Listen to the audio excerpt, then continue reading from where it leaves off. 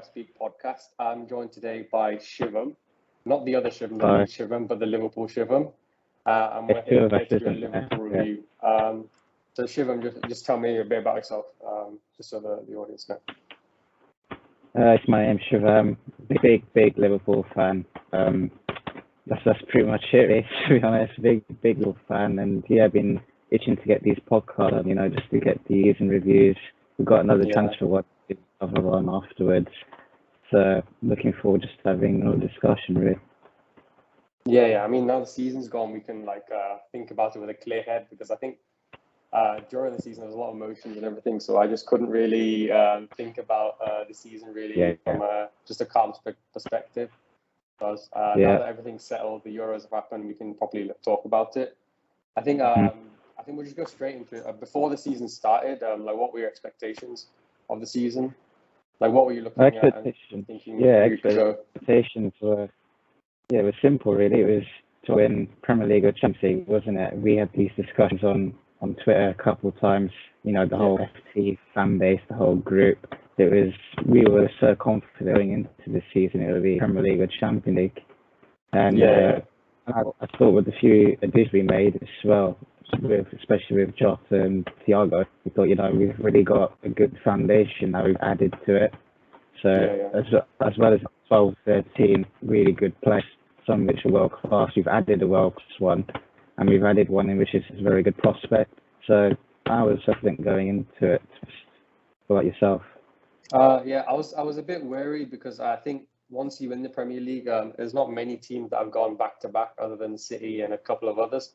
So I did actually. I think it's just more like me being overconfident. I never like being overconfident, because if we lose, then it just backfires and I just look really stupid. Yeah. So I just set myself, I thought we would compete for the title at least, or compete for the Champions League. I think mainly Champions League, just because it's really hard for teams to reach the peak and then maintain it after that, because you need that motivation, and you don't know how the players will react as well, because this will be a lot of their first Premier League titles, other than Henderson and a couple of others. So you don't know whether they have the motivation to go again and again and again. But if there is any team that I thought that would be able to do it, I did back our team, just because of I thought we had the mentality to do it.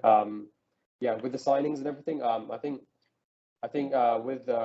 remember in the summer we had a lot of people we were looking for, like Sarr and some other wingers. But then out of the blue, Jota came in, and at the time I was like, okay, that's a decent signing. It makes sense, because he can play centre forward, left wing, and we needed that backup. I thought that was a good addition. Thiago was a good addition to midfield. I thought Tsimikas was we needed a backup left back. We just definitely needed one. I forgot about it as well.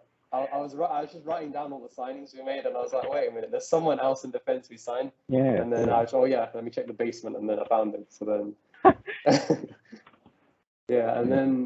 so I think going into the season, we made the right signings to compete again. I was expecting maybe like a second or third going into the season, just because you never know what can happen after winning the title. So that was my expectation going into the season. Once we started up, we actually started up pretty well, didn't we? We played against Leeds. We were, I think, at one point in November, wasn't it top of the league? Yeah, top of the league. We beat Tottenham. I have the table to give myself a quick fresh and recap. After 16 games where we were top, we were fine. So people were saying, "Oh, you win with Joe Van Dijk at the back," and it was false, really, for a large part of it. We were still clean from September to the start of December, really. So the 13 games, and then really wanted to just talk about that massive landslide that just afterwards, from game 16 to, what was it, 26, 27? It was just a big collapse, wasn't it? What do you think started that, though? I think the most obvious answer is the Van Dijk injury, and then the Thiago injury that followed that. I think after that, it just because with the Van Dijk injury, it put a lot of pressure on the other defenders as well, because they had to remain fit as well. So then Joel came in. We can't trust in Joel. So then when you put stress on Joel, when you make him play more than 2 games in a row, his body just gives in. It just doesn't work. There's a number of players in our team, like Ox, Matip, they just can't handle it. So then I think a second injury was wasn't it? Was it Joe as well? Joe to an ACL injury, and then after certain Matip got injured as well. Yeah, basically Van Dijk with his ACL pretty much right at the start of the season.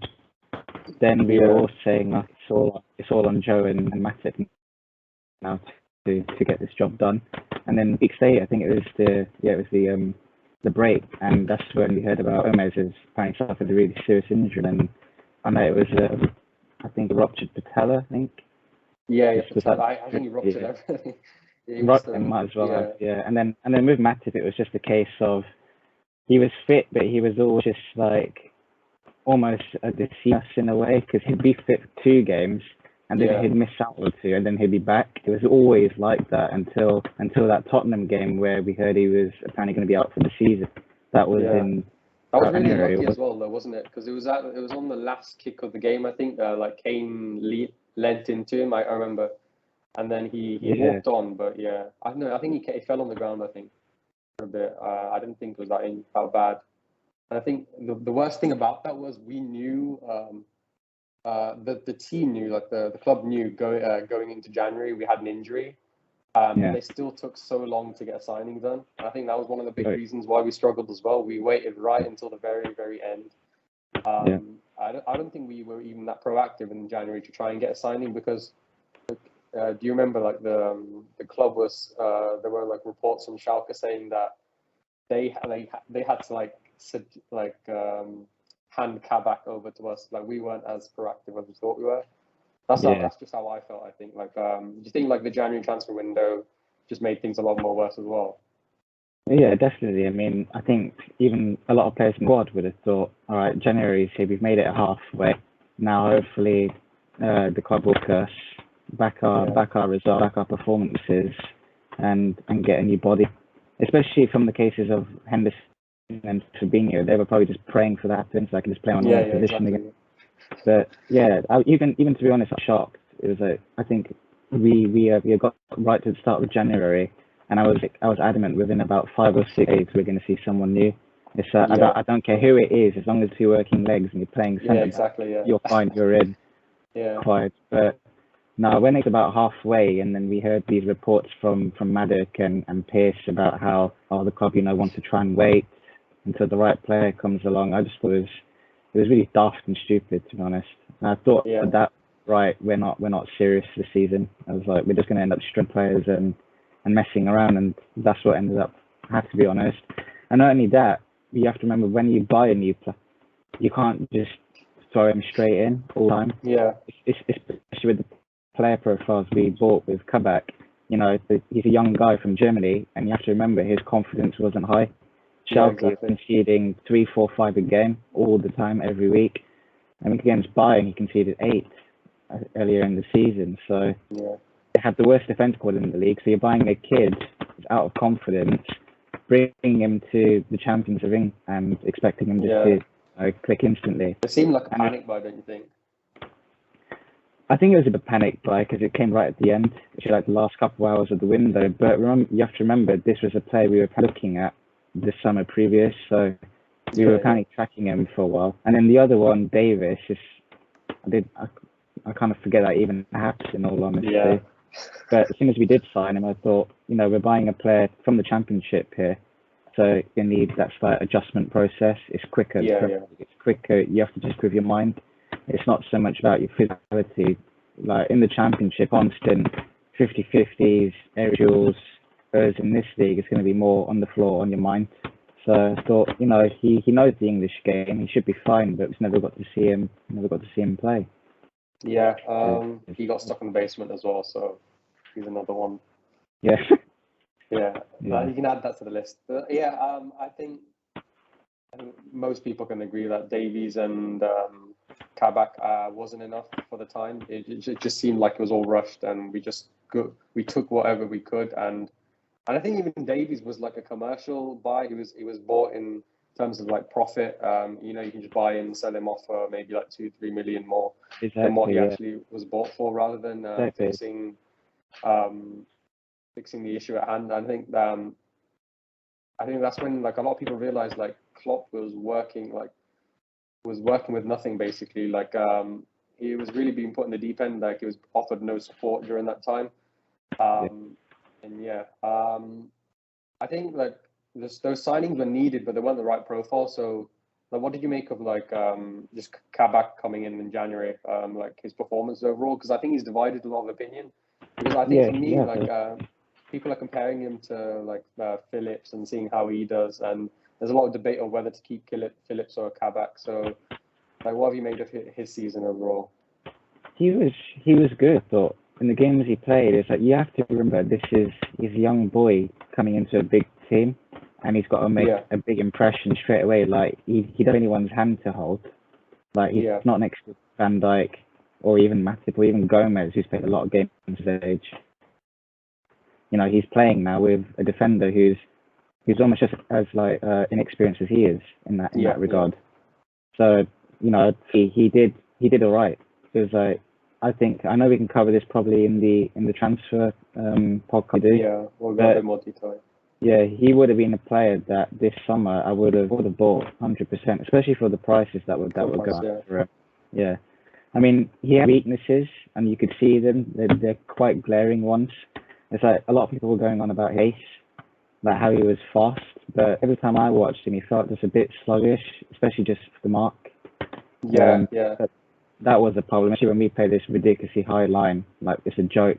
This line we play, it's almost at the halfway line of the pitch. Yeah. They know straight away he's gonna struggle with that.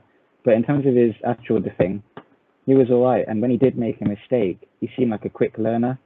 So I remember he was messing around at times, and the next game he wouldn't make the same mistake. So in a young defender, that's always encouraging to see, to be honest. I was happy with how he did. He tried his best. It was unfortunate towards the last couple of games of the season he got that knock, which ruled him out. And I think that actually affected our interest in buying him. You know, had he had those 3 or 4 games where he played outstanding again, that might have swayed that decision and thought, you know what, he might be a real prospect there. I think like you said, it's really hard to judge him in this situation because it was probably the worst possible situation. You're playing for one of the biggest teams in the world. You're playing alongside a centre back who hasn't Phillips, who hasn't really cemented his place. He's a 4th, 5th choice centre back. So put under a lot of pressure, and it's not the environment which you expect a player to like really grow and show his best potential. Like you said, he had a few issues with his like recovery pace. I think there are some times where he was just caught ball watching, but that's the thing. He's young, so you can expect these sort of things, and you need the sort of time to develop that. He's 21, so there's plenty of time to develop him for that price as well. I think overall, he did what he could for the situation we were in. I think we can put less blame on his performances and more on the actual the club itself for even reaching this position. I think, if you agree with me, because he's only young, you can't just blame him for those sort of things. I think from the season overall, I think we'll talk about the worst moments because there's quite a few of them this season. It's what would you put as your top 4 or 5 worst moments in this season? Okay, so I think number 1 is when I lost it, and that was Fulham at home. Every week we were given a new opportunity. You know, top 4. You know, in February we thought this is gone. You know, we're like 6-7 points behind here. It's to catch this up now. Especially when you looked at the form of Chelsea and the Tuchel process. You know, they had that real manager bounce, and they went and proved it throughout the whole 5-month period, right from the appointment right to the end of May, really. So, and you knew Man City were already running away with it all. Man United were just jamming their way through results and getting individual performances. Pogba, you know, Rashford, those guys would always just turn up every game and win them the match, which is frustrating. And then Leicester at the moment, they just don't seem to go away, and they have a great philosophy of their football, and the whole scouting, the whole recruitment is the reason why they're in and around the top 4. So I looked at it and thought, this is going to be tough. And then all of a sudden we see a couple of these teams dropping points, and then we're like, okay, we've been on this horrendous run. Let's just fix sunset. Yeah, capitalize on it. Yeah. Yeah, and just get back to doing what we do.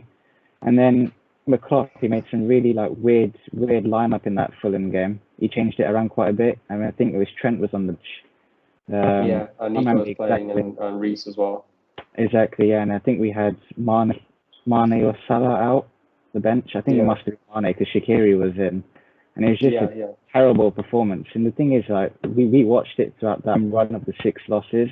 It was literally like watching the same 90 minutes over and over again. It's just a repeat. Copy and paste is what you just done, and just slapped it onto all 6 of them. 1-0, 1-0, 1-0 all the time. So I'd say the Fulham game was the worst moment, because after that I thought that now there's nothing to play for. It's just about personal pride, not exactly finishing 10th. And a lot of the fan base was also thinking, it's like, oh, do we really want to play Thursday nights? And especially with that new... We might as well just stay outside, outside. Just exactly to finish 9th and just call it a day. So that was the worst moment. And then obviously the other one was the Van Dijk Thiago injury, Everton. But that whole day was shocking, because not only did we get those injuries, we pretty much got robbed of the win as well. Yeah. I mean, we took that early lead with Mane within a couple minutes, and then, all right, I can't stop the Van Dijk injury, but that's a penalty and a red card for the goalie. So you're talking about going 2-0 up within 8 minutes, and they're down to 10 men.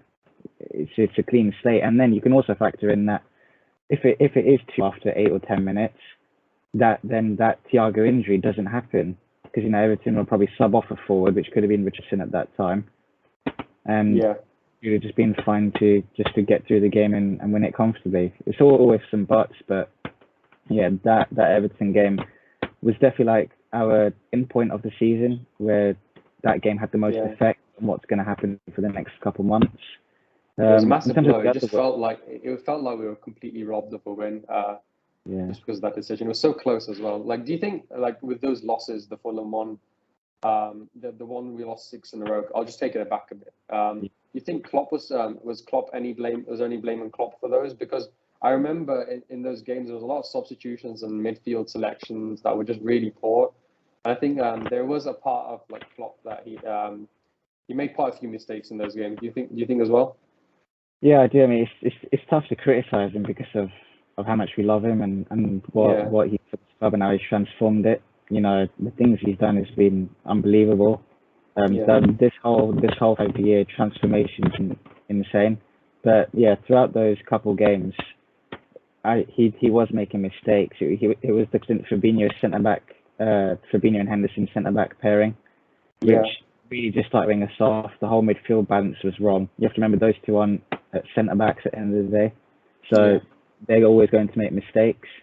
So I thought once we lost a couple of the home games in a row, it was just time to throw in Phillips or even Reece Williams at that point, and just play a centre back where a centre back plays, and see what happens. You can fix the midfield, So you have options just try and get some consistency going. I think with Klopp, it was too many square peg round hole moments, seeing we can somehow just get ourselves through this game, just push us through, and it wasn't working. And so his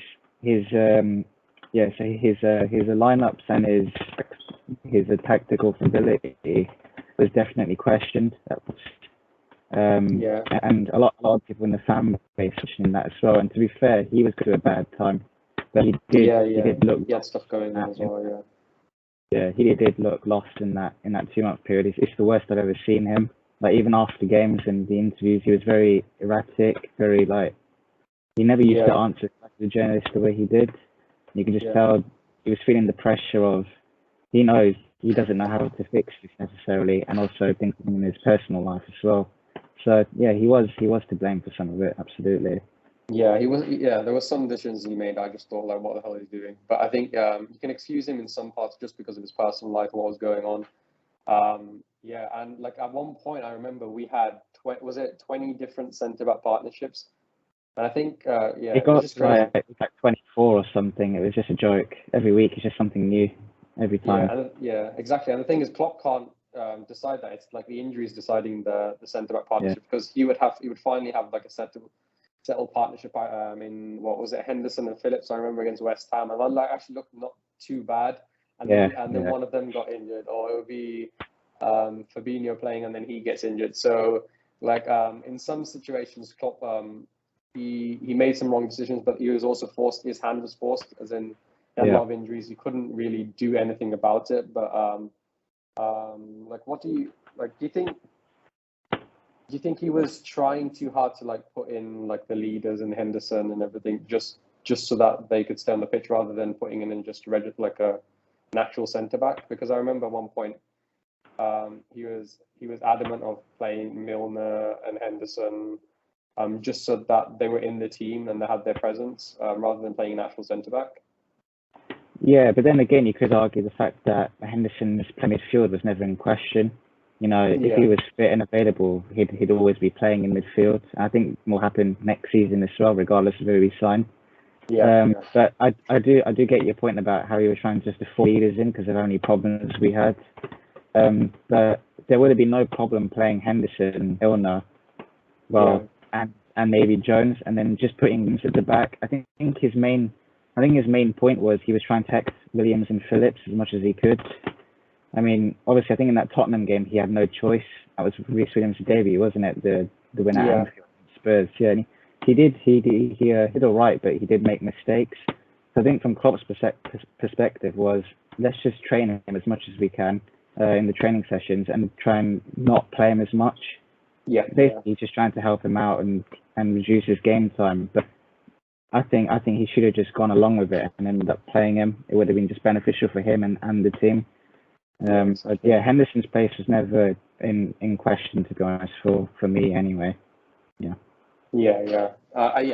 think I agree as well. In midfield, that you can't really displace him. He's the leader of the team. I think I only had the issue with like trying to force him into centre back just to fix a few things. Throughout the season, a lot of teams were impacted by COVID. Do you think that impacted us more as an excuse? Because I think Anfield tax is a real thing. Like when you go to Anfield, there's a big, say, it's like a 12th man. It's a big boost for your team and everything. So especially in Champions League nights, you kind of see it. It's just amazing how the players change their intensities up and everything. Do you think that impacted us more than other teams, or is it just is an excuse? I think rivals will always see it as the main excuse. Is that are you injuries as an excuse? Are you using the no crowds as an excuse? You know, just accept you're poor. But for me, it was good. I mean, with the way we play, and although it's more of a possession football side rather than just press. I think a lot of that press from the crowd and like the vibes and what crowd bring in general. And we feed off those 11 on the pitch and the coach. They fluff it. They run that extra mile, make that extra pass. So to have no crowd was a disappointment. You know, top managers have said it themselves. Like Guardiola says, this Anfield sign is not a slogan; it's a deal. We go over in the trainings. He was saying about how we need to focus on our football and we're just playing it. But he sends his world class out on the pitch, and it's happened to so many teams over the last couple of years. And you remember in that run to Kiev, our team wasn't exactly world class. It wasn't the team that you could think would make it to a Champions League final, but it was that constant crowd. So, as soon as the players and the crowd are linked together with nature, Anfield becomes unstoppable. And the perfect example of that is Barcelona of 2 years ago. 3-0 down going into that game, a lot of players injured. Who on earth thinks we're going to turn that around 4-0 with Messi on the other team? You know what I mean? So I think crowd is a big part, and I think it does play a factor for some teams more than others. I mean, if I was to flip the coin in this scenario, I think West Ham, for example, actually benefited without their fans, as ridiculous as it sounds.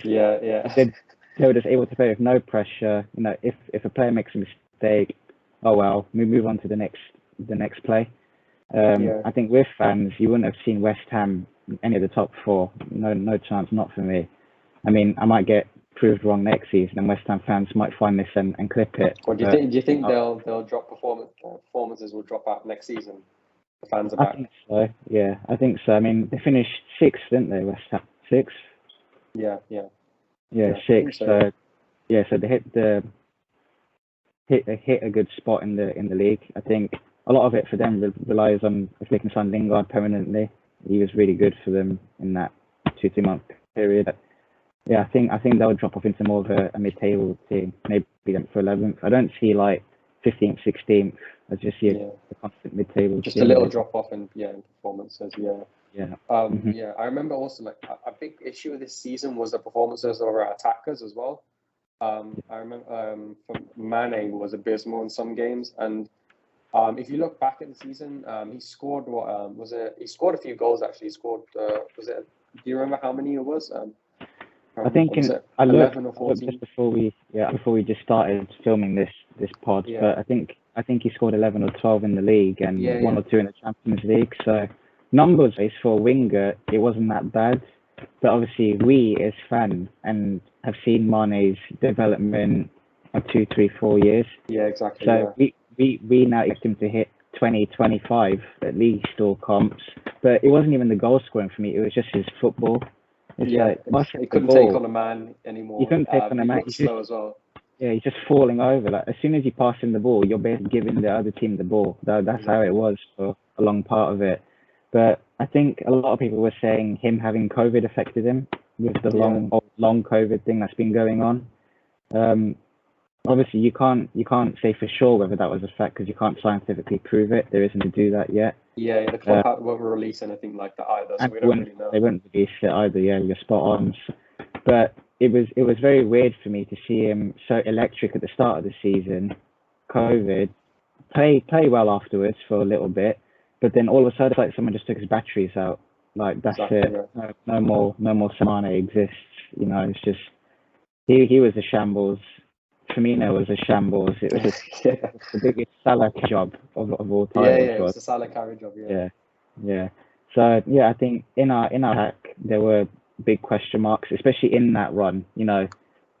I think conceding one goal is usually fine, even in these home games, because you expect goals 2 or 3, at least two. That gives you 3 points. Yeah.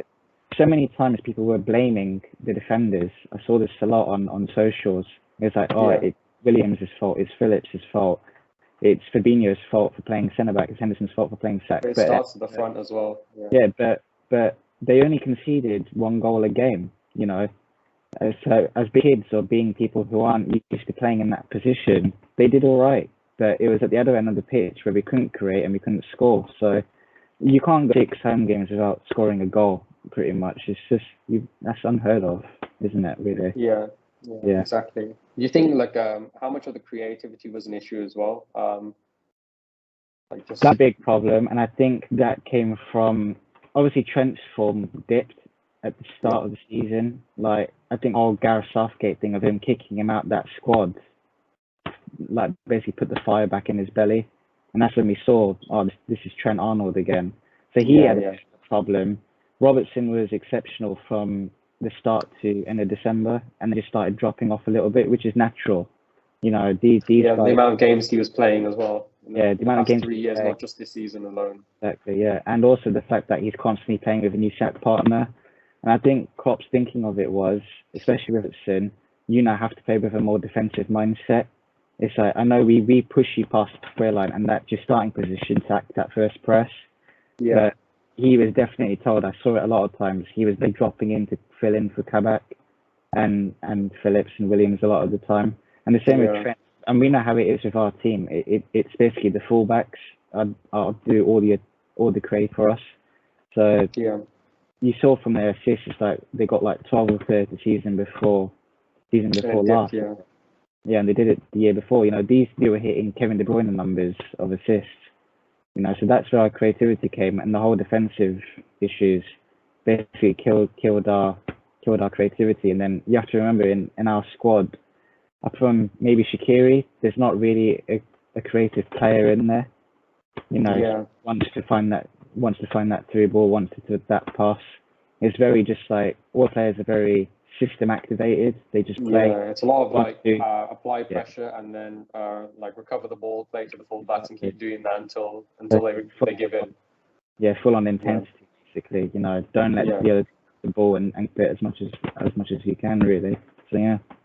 Yeah, do you think we shifted from that though? Because I remember there were some games where we didn't fully press. I'm not sure whether that was because we were tired or that was a tactical switch. Because I think a lot of teams were wary of the fullbacks having a lot of influence. And I noticed, like, rather than both fullbacks going forward, we always had one, like Robertson, dropping back and Trent playing in like a little spot to create rather than out wide.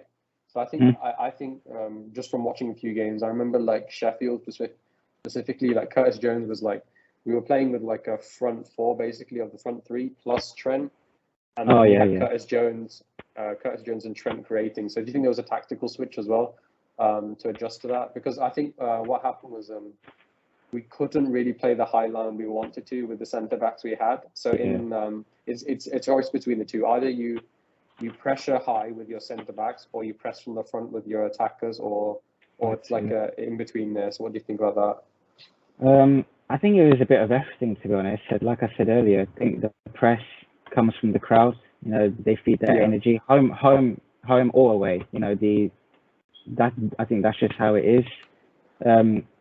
And I think we've still kept that high line even with Phillips. I saw it plenty of times. He's playing at the halfway, and you know they're just smacking the ball over the top, and you just think, well, he's not going to catch up in time. Yeah, I think there was some tactical change, and he did do that with Jones in a couple of the games, as you mentioned, the Sheffield one, where he played almost like Firmino in that false nine, but he was just slightly deeper than him. So I think he did that because obviously the front three for two of them anyway were shocking. So I think he thought, you know, if I just put one more port player, that's one more problem for the other team to think about and see if that works. And it did a little bit. The Sheffield game wasn't exactly brilliant, but we ended up getting it done. But I'm not too sure if he ended up used as a mainstay for the team. Did he? Who? Sorry, I couldn't quite catch you there. Like Jones or Shaqiri in the four. Yeah, I think like next season, what we'll see is we'll go back to our old system. So I think he'll end up playing as an 8. He won't be as creative as before, or be involved as much as he was before. Do you think like Jones will have a bigger role next season? Because I think he's also divided opinion as well in the. On Twitter, I see a lot of people saying like he's a bit slow on the ball, he dribbles too much, or he's a liability sometimes, or he's not offering much. Like there's a lot of opinions about him. What do you think? Yeah, Brett slander, to be honest. It's just slander. Him. I just meant I thought about him when I said that. Straight away. I think he will have a bigger role to play in the squad. But I've talked to a few people who've watched him from the youth days. And he keeps banging on about how he's not an 8, and I see it when I watch him. It's like he doesn't have the best recovery pace. He's not brilliant defensively, and he like dribble and weave in and out a lot. And as a number 8 in our system, you can't do any of those 3 things. You know, you have to be good defensive. You have to be good with your pace backwards, and you have to just maintain the ball. I think with Jones is he likes to hold it, which is what Klopp likes. But he also thinks much with the attacking mindset. He doesn't think about how how he maybe just keep the ball. You know, his foot is can I move this forward and create a chance. To be honest, I think obviously you can work with a player. I mean, Klopp turned Wijnaldum from a left winger into an 8. You know, so it can work. But he can be better. Yeah, I think with just you'll see him at his best if he's playing as a 10 or in that left wing role, you know, in that 4-2-3-1. I think he will have a bigger role to play next season. Simply, I think Klopp will give him that responsibility. He's obviously trusted him now, and last season he played a good probably 20 leagues, racked up his appearances to about 20. So he will have a bigger role for sure, but don't want is him playing every single match and having to be like thought upon. You know, you need to do things. You know, pressures on you. I don't want it to be like that. I think if he's going to achieve some of his potential in my eyes, you know, we keep using him the way we have. You know, feed him in games in which you think you're going to win and going to dominate the ball, and just let him develop in that way, to be honest. But I don't see him being like a Phil Foden or a Mason Mount type of level. No, I think a lot of our fan base has him up to be like on that sort of like level. On the level, yeah. And for me, he's a mile off that. I think what you'll see from Jones is a good homegrown squad player, and this is for now and the next 5 to 10 years if he stays.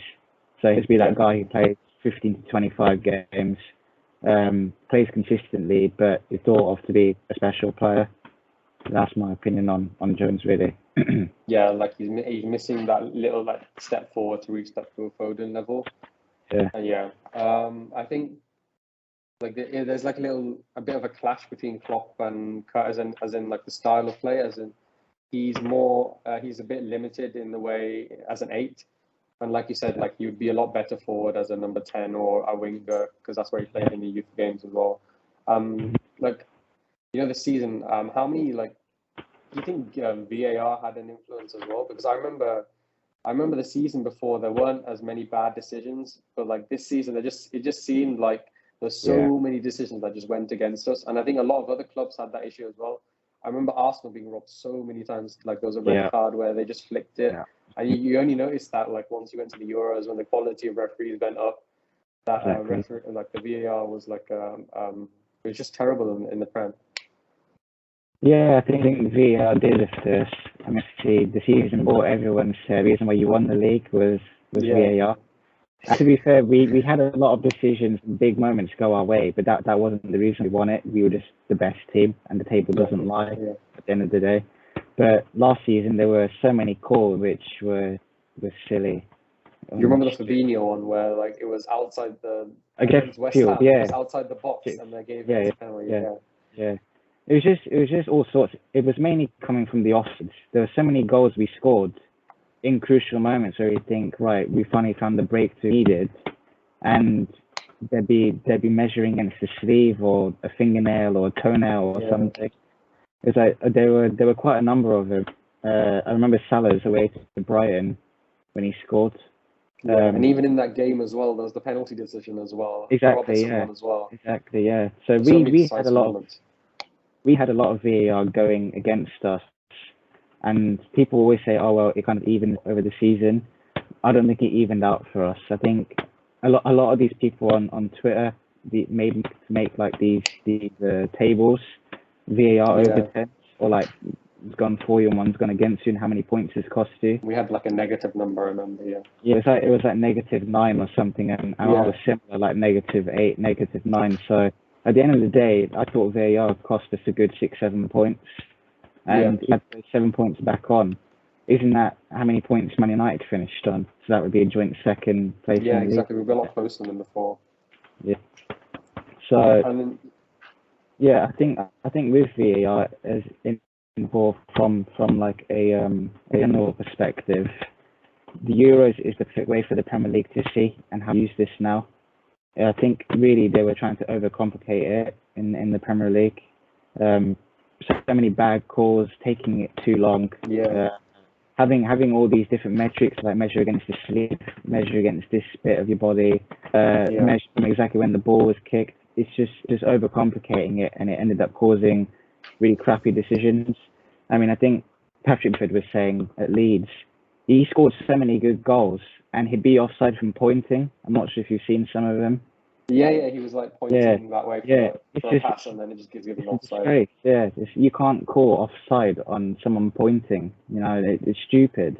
There's no advantage in that as well. Yeah, and also when they're measuring against people's armpit, it's like I don't know when the last player did their armpit, to be honest. Oh yeah, scored like I just remember the Balotelli one like ages ago. Yeah, exactly. Yeah. That was a shoulder. Silly. Yeah, I think the Euros and even the Champions League to some extent have shown us how we should use it.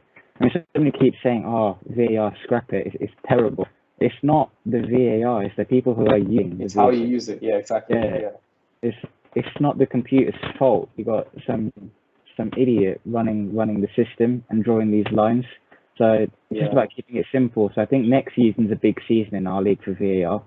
I think if it carries on the same as what it has been now, I think it'll just get like scrapped and taken out, to be honest. But it's shown its work in the Euros, Champions League, and even in some of the other leagues when I've watched it. The Bundesliga have a good use of VAR.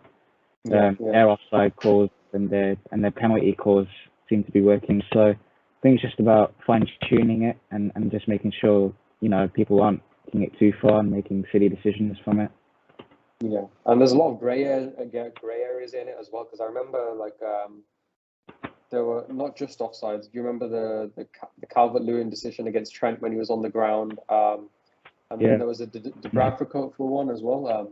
There was he grabbed Mane's leg while he was through on goal. So there's a lot of decisions that they choose not to make because it's not in the rules, or if there's no clear and obvious answer for it. So then I think the issue with VAR is either there's too many rules in offside where you can't use your arms, or there's not enough. So then we're just left with a big grey area in VAR. So it makes it difficult for the referees, but also the way they enforce it in the Premier League is a lot different to the way they enforce it in the Champions League as well. So it just seems like a big mess until they sort it out. Like you said, it's a dividing season for VAR in the Premier League. But I think they can get it right, but the issue is the English referees. Like we've seen it in the past, even without VAR, we're faced with the same issues as well, because they'll be making ludicrous decisions and they won't have the VAR to overturn it. Yeah. Exactly. So it's a bit like if you look at cricket, they have the LBW system and they can check for that. So in a way, in that way, it benefits them, but it doesn't ruin the structure of the game, and it doesn't impede with because I have another issue with VAR is that in the Premier League they slow it down. It slows down a lot. They use it too much sometimes, where they're listening to the referee and then they slow it down and they're waiting and there's 5-minute break, and then you just end up slowing the rhythm of the game. And I didn't see that in the Euros. I think there were a couple of other games, like the Villa game. What did you like? That was what I thought that was definitely in the top 5 just because of how bad the scoreline was. But I just didn't in that game alone. I didn't think we were as bad as the scoreline made it out to be. I thought we were really poor in that game. But then it was just a lot of deflections, a lot of Adrian just messing up, and there's just so many games like that. Adrian Tax, that game comes under, I think. Adrian Tax for sure. Yeah, definitely. So many of those goals, they took big deflections, but he still could have saved them. He's diving. He's diving at 240 ping. I don't know what's going on with him in goal sometimes. That's a problem. We're not really investing with our squad depth. So what ends up happening is these sort of players, they play in the cup games and cost us the cups. So we've got Adrian, we've got Minamino, he was subpar as well, Shaqiri. They're just not at that level compared to the first team squad. So then we end up just compromising the cup games, and that happens every year. We did the exact same this year. Klopp's not taken those cup competitions seriously since his first year at the club. He joined and he was weak. It was that Carabao Cup was his goal all the time, and ended up making the final of it as well. And in the first year. I think we could have an FA Cup push, but I think we just a period of downfall again. So every time we play in January, I think it was against Plymouth, we had that embarrassing draw, wasn't it? Taken back to Anfield and finish him off there. So, that was terrible. But he's never been the one to take cup competition seriously. Do you think it's him though, or do you think it's because he just doesn't have the players to do it? I think it's a bit of both. I think as he's a foreigner and he's German, he's not Irish. I don't think he sees the value in the Carabao Cup and the FA Cup. I mean, over here it's massively bigged up, especially the FA Cup. It's like their trophy after the league.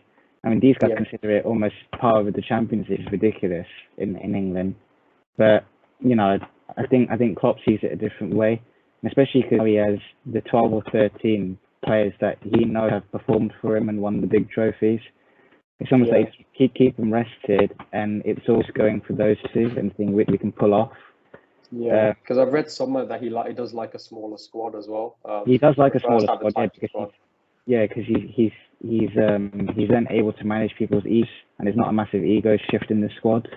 And I think a smaller squad is easy to manage, but I think there comes a place in a time when you are manager of a club our size and he wants to so much, and we now already have, and we've added to it recently. It is time he starts taking at least one of them seriously, not throwing both. I mean, I can fully understand the year before the FA Cup one, because we had our Club World Cup to fulfill. And we had no choice. Yeah, they obviously made us play the game. Was it same day or one day after? It was within 24 hours, something like within that. 24 hours, that was not of any fault. That's on the FA's fault for not being able to schedule us in properly. But in most of these other years, I think he needs to start taking it a bit more seriously now. I think this season just gone wide in that FA Cup. We obviously ended up playing Man United and we made the individual mistakes which cost us the game. But his lineup suggested that he wanted to go for it in that point. But I think with that Carabao one, he didn't regard that as a cup. He just takes it as a drink, literally, and says, throw it away. I think he also the fact that he didn't manage in that, because I think he could have flew in between and managed teams, because there's no physical restraint on him. But I think he wanted to make make a statement, just to sort of sort it out to the FA Cup and basically the FA. So I just don't think he. I think he does. If he had the players to compete for the Carabao Cup, of course he would do it. But I just think he's limited in that way, that he can't do it. But also there's the fact that he isn't really bothered about that when the Premier League and Champions League bring in all that money. The history behind both of those as well. I know it was a terrible season and there's not much good to talk about. But what were your favourite moments of the season? I think the big one for me is the Alisson one, right at the end against West Brom, where he scored the winner. Oh, that takes someone. Yeah. That for me was the pinnacle. Yeah, because it was just the reaction afterwards. It was like it's the 96th minute. It's 1-0. Now top four gone again. For 100th time we've now blown this before. And it's just like I see Alisson running up, and I was like, this is just desperation at this point. I hope in the same minute it might just fall to Mo or someone, so he can just smack it in. But it was just meant to be. It was like the cross was perfect, the jump was perfect, the arc was perfect, and the header was perfect. Everything just slowed down, and then he just it was just the perfect moment, and I felt like it almost meant to be that moment for Alisson and for this team. Yeah, it was just I actually couldn't believe what I had saw. I had this headache afterwards as well. Yeah, what was your reaction to it? Were you just ecstatic, or were you just in shock? Because I was like, I was both.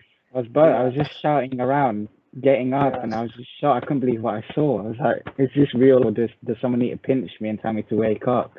No, it's that sort of thing. But that for me takes the number one. And I kind of get your point when you said it was a terrible season, but I think when you take it all into perspective with everything that went on, all the injuries, all of the personal issues with some of it, I think people forget about these players are also human. They're not just sent out there on 200k a week like robots to go and perform. Each of these players has an emotion, has a human life behind the pitch. Yeah. And obviously, a few of them obviously went through difficult times, so that obviously doesn't help their on-field performances either. So when you factor in it, all of the knocks and injuries, all of the personal issues, just the results in general, I think finishing third would have to be seen as a success, especially when you take in from the last games. It's like, I think with 10 games to go, we were 4 or 5 points off top four, and we were 6 or 7.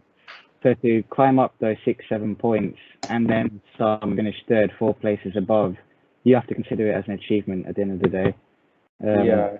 So it could have ended sourly, especially if you ended up finishing 5th or 6th. Then I would have agreed with you right now and said terrible season. But the fact is, I've cleared my mind from it now. I know third place is all, and we just have to go again next season now. And in some ways, it's actually filled me with some confidence. If we can finish third with this, with those conditions, imagine what we can do with a fully fit squad. What we can do, exactly, And you have to remember, this race was played with Van Dijk, who played 5 games. I think Gomez played 5 or 6. Matic got to about 10 total. Yeah. Premier League games. These are Premier League appearances. So he did 3/4 of the season or more with our main 3 centre backs. And to finish third, it's actually kind of more amusing for the teams who finish below us. I mean, obviously Chelsea won't care now, but because they won the Champions anyway. Yeah. But I think it's quite alarming for them that they finished behind us when we pretty much had a fully fit squad, a manager bout, and we had nothing. Like everything was going against us. So, and so it's filled me with confidence for next season. As long as we can keep players fit. Yeah. Yeah, I agree with that. Actually, it's a good point because like we did have terrible moments, but then the fact that we bounced through that and we finished third, because even on the last day of the season, I was thinking top 4, I was good enough, and then we managed to sneak in third because everyone else seemed to be dropping points around us too. Because like you said, it's not these footballers are human, so everyone's impacted by the pandemic. So it was just a really erratic season. We couldn't really predict what was happening. I mean, back to the Alisson goal. I was the same as you, as in I told my brother they're even bringing what's the point in bringing Alisson forward because he's not going to score. I said that to him, I was just laughing as a joke. And then because I always see these goalkeepers come up and I'm just like, what's the point? They're not going to score anything. Yeah, they never score, do they? Hardly. It's like one 10 years you see a goalie score from a cross or something. Exactly. Just the time. And you see it in these really weird, you never see it in the Premier League or in a major league. You see it in these small videos, a league, like a Sunday league or anything. Are you saying? Yeah, and for me, I was hell bent on doing the maths all the time, constantly calculating how we can just jam out into the top 4. I was just saying, he's now gone up for the corner. Shouldn't they go down the other end and score? And that pinches our point over. Yeah, and that could be that 1 point. We could look at it in 3 times and say, we needed that 1 point, and we were idiots by sending the goalkeeper forward. It's that sort of thing. So stressful and so tense. It's like every single point and every single goal difference mattered at that point. So I was just like, as soon as it was 1-0 and I saw Alisson, I was just like, let's just not try and get too much. We now have to accept that we've only come away with a point. But obviously it's proved wrong, and everyone was proved wrong. And it ended up being a +2 points on top of that, and more on the goal difference as well. So, exactly, yeah. Also, it's just the fact that it just seemed like top 4 was over in that moment. Just before that, I just felt like we bottled it again. There's no way we can. The other teams are dropping points now, so it's just the elation after. Because I was just, as soon as you scored, I ran around. I was just hand on my head. I was just like, what is going on? Yeah. And I just sat down, and for the next 10 minutes, my hand was on my head like this, and I was like, what is going on? It was just a crazy, crazy moment. Do you have any other moments that spring to mind in the season? Because I think for me, there was also that Villa game as well, because it was the start of the big run, the Villa home game. It was the start of a big run of easy fixtures, and I think that it was a real test to see whether it was laid out for us. If we win all these games, there's a good chance we get top 4. And it was 1-1. I thought it was one of those games again where we were. We were on top. We were pressuring them, but we weren't creating enough chances. And I think that was a recurring theme throughout the season. We were pressuring teams, and we were creating half chances, no clear-cut chances. So, and then the other team just capitalizes in the last few minutes. Exactly. Yeah. So then in that game as well, Trent had so much pressure on him from the Southgate. Southgate dropping on him. It was like a proper hero moment where he just steps up and scores a goal. I thought it was really special as well. Yeah, do you have any other moments as well? It's probably not leading up to the top 4, but it probably comes from a lot sooner when we thought we were in this supposed title race. Yeah, Spurs game. Spurs game with Firmino's goal was good because obviously he was a player that was just crumbling in front of our eyes. He wasn't providing any big moments. He wasn't even playing well in general. So for him to have personal high was great, and it was also Tottenham were considered almost our contenders at the time. It's amazing how things shift. In December it was apparently us as Tottenham for the title. And earlier than that was Southampton as well. Exactly. So that was a big goal for us, and there were a few others as well. I think it was Jota's against West Ham kept us flowing. I think when Shaqiri had a great ball through, that won us it at the death. I'm trying to think of any other. The United game as well. The United game was a big game for us as well. Yeah, because I remember before that remember the protests were going on, and they managed to. Like, I think it would have been better for us if the protest didn't go ahead because of the rest period, and we could have taken them on. But the fact that there was protests, they were able to rest their players for this game, and we still managed to beat them. I thought was really impressive. Yeah, and I think it was. Yeah, those guys tried to kick us out the top four, didn't they? Their lineup against the 2 days prior was terrible. It was like such a cold and calculated attempt that was from Solskjaer. He clearly did that on purpose. It backfired as well. I was so glad when that backfired. Because those guys ended up losing their power and their momentum. That's a big thing in this game. Your confidence and your momentum sometimes overruns quality in a lot of these games, especially when you're in a good moment and you're confident. So they were obviously winning a lot of games in a row, and then he started resting and it started dropping off. And then there was also the Maguire injury as well. And then obviously they couldn't recover it in time, and then I'm glad they lost the final as well. I think it was 4 losses in a row or 3 losses in a row. They only won out of the 5 games. 4, 5. Yeah. So I think him starting to rotate and rest players actually backfired on him, even though a lot of people were saying, "Oh, it's time to rest for that final now." I think that was a good learning curve for a lot of other managers to put into this season. Is you don't just rest when you can rest. If they're fit and they're raring to go, and there's something to play with, you keep them ticking, keep them moving. And sometimes with these athletes, they kind of prefer playing games, like having a rhythm. Exactly. And once you take that little break, it just makes them a bit disjointed as well. Yeah, I think the same happens with them. We always go for that 2-week break. Yeah, we go to like Marvella or something. Yeah, we come back next game, and it's like we've now forgotten to play football all of a sudden. A lot of players put off their confidence and then just their general match sharpness. So that's important, I think. Another point I just wanted to raise was for the season as a whole.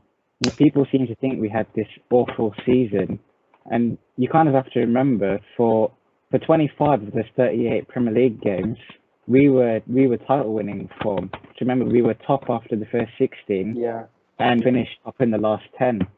So it was just 10 game spell in the middle where we went into relegation fodder, level on points with Sheffield type of stuff. Yeah, exactly. Like 4 points from 8 games or something like that. So I think people do to kind of underestimate how we can bounce back next season. Obviously, on the flip side of it, I think a lot of it depends on how these players come back from their injuries as well.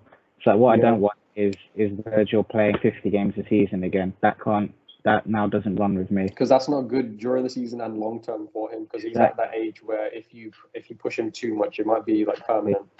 Exactly. He's now 30, and with the way we move other defenders like Thiago Silva, we've also seen Chiellini and Bonucci have their one last dance almost in this Euros. And guys, 36, 37. So in our eyes, we think we can at least get another top 5 years from Van Dijk, at least. He's got all of the natural traits. Even if he does have a pace reduction, he's still got players that he doesn't need that pace. He's ahead of the game. He's got the football IQ as a defender as well. So as long as we manage him correctly, we've got 5 or 6 top years from him. As long as he doesn't want to move or have a new challenge.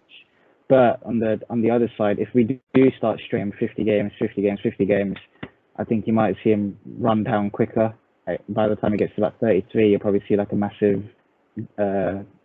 decline. Should just drop off, Yeah. So we need to manage him correctly, and the same with Joe as well. Joe's an even worse because even though he's young and he's got age on his side and he's full of energy, you have to remember this is his 3rd major injury now, which has ruled him out for a year. Yeah. So he's had 2 knee injuries is quite big as well. Like if they were like a leg break or something like that multiple times, then it's okay in a way. But once you have a knee injury, that knee injury feeds onto other injuries, with like hip injury and muscular injuries. You see a lot with ACL, so it is quite worrying. Yeah, so with Joe, it's the same case in which you're not getting 50 games out of him, and you're probably not even getting 35 games out of him. You're looking at probably 25, 30 games. It's just a good start again to build his confidence and build his football regime up. And with Matip, to be honest, he's not had any major injuries, but he was had the small niggles. Yeah, So hopefully we can fix that with the physiotherapies and things that obviously club buys a lot into. You know, we have all the top resources it should be able to fix. I mean, I don't think we've quite found a solution with Keita, but at the same time, I think he's unfixable at that point.